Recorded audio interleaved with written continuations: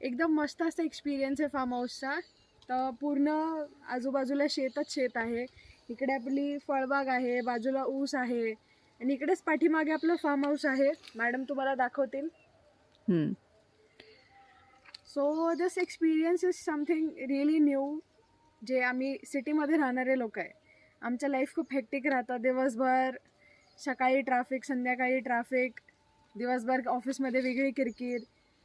तर इथे आल्यावरती मी सकाळपासून इकडेच बसली. आम्ही जेवण पण इकडेच बनवलं, आम्ही जेवलो पण इकडेच, आम्ही झोपलो पण दुपारी इकडेच. So this is like something, एक मेंटली रिलीफ जे आपण म्हणतो, सो असा एक्सपिरियन्स होता माझ्यासाठी. So where we can find peace and that too 100%.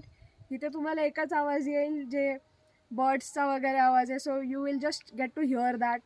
No human beings, no traffic, no किरकिर.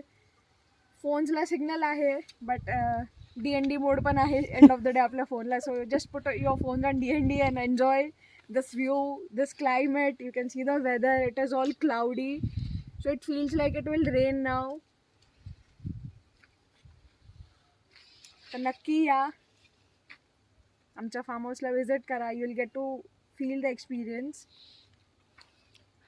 तुम्ही असा रिव्ह्यू दिला म्हणजे ऑब्विसली सगळेच जणच असा छान रिव्ह्यू देतील. हा, हो नक्कीच. म्हणजे इवन जरी कोण गावाकडे राहणार असेल तरी मला नाही वाटत शेतामध्ये कोण फार्म हाऊस वगैरे इतकं पुढपर्यंत लोक विचार करतात. सो इवन गावाकडे मॅडम आमच्यावर कृपा तुमचीच आहे हो. गावाकडचे लोक असतील, सिटीमधले लोक असतील, सो सगळ्यांसाठी हा वेगळा एक्सपिरियन्स आहे.